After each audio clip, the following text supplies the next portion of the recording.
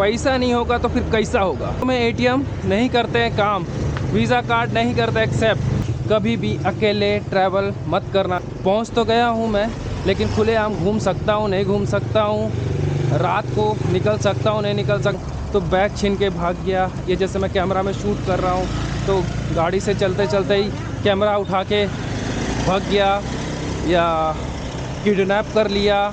जय जोहार छत्तीसगढ़, स्वागत है मेरे नए वीडियो में। और इस वीडियो में मैं आप लोगों को बताऊंगा कि अगर आप किसी रिमोट कंट्री में ट्रैवल करते हो, अंडररेटेड कंट्री में ट्रैवल करते हो या किसी डेंजर कंट्री में ट्रैवल करते हो तो क्या क्या प्रिकॉशंस ज़रूरी है।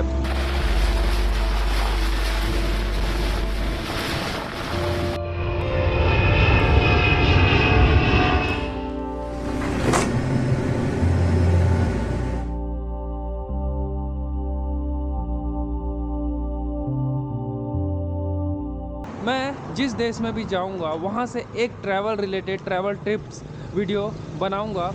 अब मैं इस देश में हूँ तो ट्रैवल रिलेटेड वीडियो जैसे ट्रेन के लिए हो गया, एयरपोर्ट के लिए हो गया, वो तो आपने बैंकॉक का देख ही लिया होगा एयरपोर्ट। और ट्रेन का लिए जो मलेशिया का है वहाँ से आने वाला है। और लाओ जो है एक अंडररेटेड कंट्री है, लोगों को लगता है सेफ़ है, नहीं है।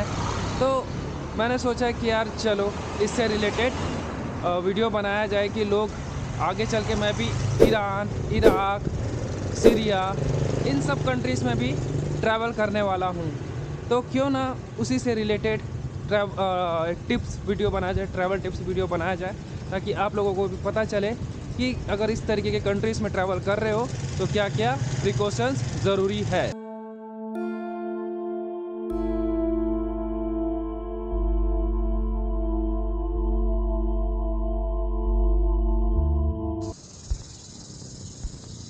तो सबसे पहला पॉइंट आता है रिसर्च। आप किसी भी कंट्री में जाते हो तो सबसे पहले उस कंट्री का रिसर्च ज़रूरी है। और रिसर्च क्या क्या होना चाहिए वो मैं आगे आपको बताऊंगा। और जब तक आप रिसर्च नहीं करते हो और जब तक 90% श्योर नहीं हो जाते हो कि हाँ इस कंट्री में आप ट्रैवल कर सकते हैं, तब तक टिकट बुक मत करना, वीज़ा के लिए अप्लाई मत करना। रिसर्च का सबसे पहला पॉइंट आता है उस कंट्री में क्या सिचुएशन चल रहा है। सिचुएशन क्या चल रहा है मतलब कोई वॉर वगैरह तो नहीं चल रहा है, कोई नेचुरल डिजास्टर तो नहीं चल रहा है, कोई हेल्थ इशू तो नहीं चल रहा है। हेल्थ इशू मतलब लाइक जैसे मैं लाओ में हूँ तो यहाँ पर डेंगू का ख़तरा है, डेंगू का ख़तरा मचा रहता है। तो मैं भी पहले जब ट्रैवल किया था करने से पहले रिसर्च किया था कि हाँ भाई क्या क्या प्रॉब्लम है या हो सकता है। तो उसके लिए प्रिकॉशंस लेके चलिए। और वॉर वगैरह का सिचुएशन है, नेचुरल डिजास्टर है, तो भाई इसका कंट्रोल किसी के हाथ में नहीं है। तो अगर ऐसा सिचुएशन में आप ट्रैवल करते हो तो रोक देना भाई। और सेकंड रिसर्च पॉइंट आता है उस कंट्री का rules and regulations. Rules regulation पढ़ना बहुत ज़रूरी है और उस रूल्स रेगुलेशन का फॉलो करना बहुत ज़रूरी है इन सब कंट्रीज़ में, क्योंकि ये सब कंट्री भी रूल्स रेगुलेशन को बहुत फॉलो अप करती है। तो रूल्स रेगुलेशन सबसे पहला इम्पोर्टेंट, मतलब सबसे ज़्यादा इम्पोर्टेंट चीज़ है कि आप इस देश में ट्रैवल करते हो तो गलती से भी उस रूल्स को ब्रेक ना कर दो। तो रूल्स और रेगुलेशन भी पढ़ना ज़रूरी है। तो फिर अगला पॉइंट आता है कि आप किसी भी देश में जाते हो तो उस देश का क्राइम रेशियो देख लेना कि भाई उस देश में पहुंच तो गया हूं मैं, लेकिन खुलेआम घूम सकता हूं, नहीं घूम सकता हूं, रात को निकल सकता हूं, नहीं निकल सकता हूं। जैसे आप अफ्रीका जाओगे ना भाई, रात को 7 बजे से 8 बजे के बाद, रात को 8 बजे के बाद इम्पॉसिबल है, मतलब डर बना रहता है उन देशों में रात में निकलना या पैदल घूमना। जैसे मैं अभी वीडियो घूम घूम के रास्ते में बना रहा हूँ, तो इस तरीके से वीडियो भी बनाना इम्पॉसिबल होता है उन देशों में। कुछ कुछ देशों में तो जैसे ईरान, इराक, मतलब ऐसा सीरिया, चलो सीरिया में तो आप बना भी सकते हो, बट कुछ कुछ देश में आप ऐसे खुलेआम वीडियो नहीं बना सकते हो, अफ्रीका कंट्री वगैरह में। और क्राइम रेशियो मतलब आप जैसे वहाँ पे, जैसे मैं ये चल रहा हूँ तो बैग छीन के भाग गया, ये जैसे मैं कैमरा में शूट कर रहा हूँ तो गाड़ी से चलते चलते ही कैमरा उठा के भाग गया या किडनैप कर लिया। हाँ भाई, आप अफ्रीका कंट्रीज़ में जाते हो तो जैसे आप टैक्सी लेते हो तो टैक्सी वाला ही है, जैसे नॉर्मल आप टैक्सी ले लिए ना बुला के बिना एप्लीकेशन वाला, तो वो टैक्सी वाला ही आपको किडनैप कर लेगा और जब तक आप फिरौती नहीं दोगे तब तक वो आपको छोड़ेगा भी नहीं। ये चीज़ें होती है क्राइम रेशियो। आप इन सब चीज़ों के बारे में निकलने से पहले रिसर्च करना, ठीक है। या भाई उस कंट्री में खाली किडनैप करते हैं या किडनैप करके सीधा ख़त्म भी कर देते हैं, तो ये सब क्राइम रेशियो आपको जानना ज़रूरी है उस देश में ट्रैवल करने से पहले।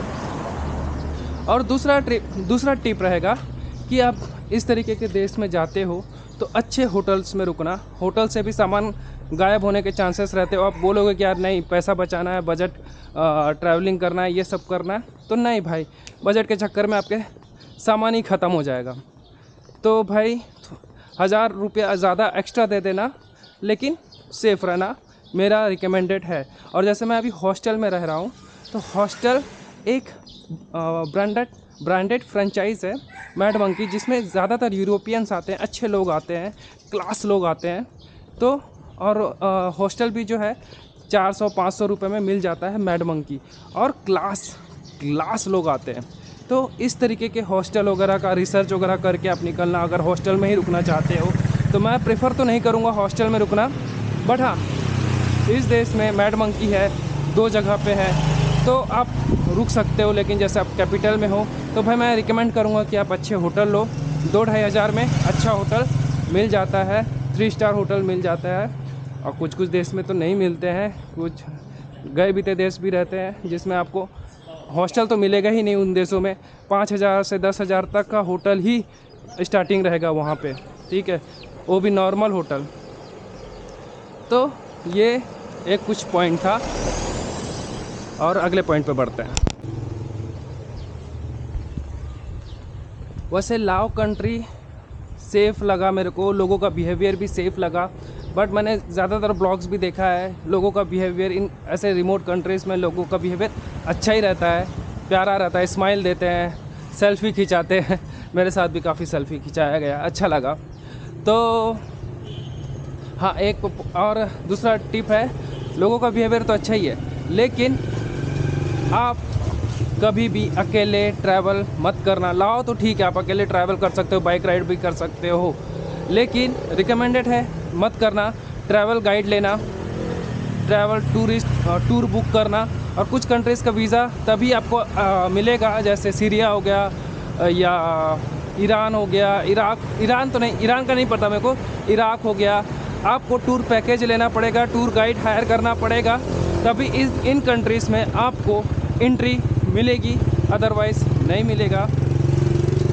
और मैं भी यही रिकमेंड करूँगा कि भाई इस तरीके के देशों में आप ट्रैवल करते हो तो अकेले घूमने से अच्छा है कि आप कोई सा भी टूर पैकेज लो और ट्रैवल करो, वो ज़्यादा सेफ़ रहेगा। क्योंकि गाइड रहेगा तो आपको गाइड करने में इजी रहेगा, और आपको भी 10 तो कन्फ्यूज़न नहीं होगा। जैसे कि मैं अकेला ट्रैवल करता हूँ तो मेरे को सच में अभी जैसे ये नया कंट्री है मेरे लिए, कुछ भी आइडिया नहीं था मेरे को, मतलब आने के बाद आइडिया नहीं था, रिसर्च तो करके ही आया ना, लेकिन बट आइडिया नहीं है कि कहाँ जाना है, क्या करना है, कैसे करना है। तो उन देशों में अगर ये सब चीज़ों में आप टाइम बर्बाद करोगे तो भाई आपको वीज़ा भी लॉन्ग टर्म के लिए मिलता नहीं है। तो भाई बेटर है कि टूर पैकेजेस लेके ही आप इन कंट्रीज़ में ट्रैवल करो, सबसे ज़्यादा सेफ पॉइंट रहेगा। सबसे इम्पोर्टेंट पॉइंट भाई करेंसी, पैसा नहीं होगा तो फिर कैसा होगा, ठीक है, ये पॉइंट सबसे इम्पोर्टेंट है। इन देशों में जाते हो तो भाई वीज़ा कार्ड, कहीं भी आप शॉपिंग कर रहे हो,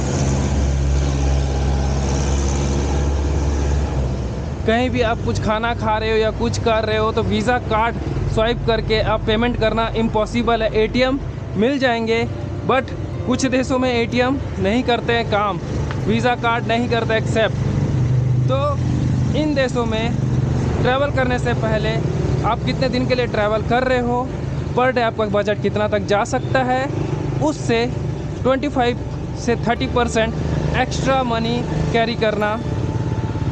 जैसे लाओ मैं 2 हफ्ते के लिए ट्रैवल कर रहा हूँ, तो मैंने वैसे बजट नहीं बनाया इस कंट्री में, मेरे को मालूम है करेंसी एक्सचेंज है यहाँ पे, वेस्टर्न यूनियन है यहाँ पे, एटीएम भी वर्क करते हैं, तो एटीएम से ही मेरा हो जा रहा है। तो 2 हफ्ते के लिए मान के चलो मेरे को $1000 लगता है, $1000 लगेगा।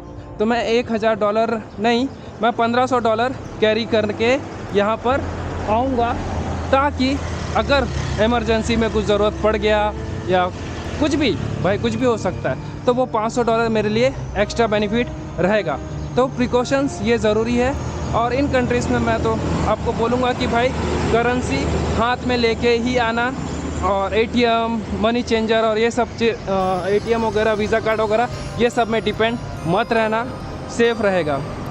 तो इस वीडियो को यहीं तक रखते हैं, ज़्यादा खींच के आप लोगों को पकाना नहीं चाहता हूँ। और अगर कुछ चीज़ छूट गया होगा बताने के लिए तो मैं टाइटल बना के डाल दूँगा। और फॉलो करते रहिए मेरे इस लाओ सीरीज़ को, और भी अच्छे अच्छे वीडियो लाने की कोशिश करूँगा, और भी अच्छे लोकेशन में जाने की कोशिश करूँगा, और आप लोगों के साथ शेयर अच्छे चीज़ों को शेयर करने की पूरी कोशिश करूँगा। और मैं रोड में वीडियो बना रहा हूँ ताकि आप लोगों को यहाँ का लोकल लाइफ कैसा है, कैसा एरिया है, वो सब भी दिखा सकूँ। इसीलिए मैंने रोड पे भी चॉइस किया है। तो थोड़ा साउंड वगैरह आ रहा होगा, थोड़ा ज़्यादा ही साउंड अगर आ गया होगा तो उसके लिए मैं माफ़ी चाहूँगा। पर मेरे मेहनत को सपोर्ट कीजिए, शेयर कीजिए और लाइक कीजिए यार। अभी तो रिमोट अंडररेटेड कंट्री सिर्फ शुरुआत किया है ट्रैवलिंग करना। इज़राइल नहीं जा पाए, वो भी चलेंगे। तो अगर आप सपोर्ट करते रहेंगे, प्यार देते रहेंगे, तो फिर वो भी ट्रैवलिंग ज़रूर होगा, आज नहीं तो कल। तो प्यार बरसाइए मेरे चैनल को। फिर मिलते हैं अगले वीडियो पे, तब तक के लिए छठा बाय बाय, सब्सक्राइब।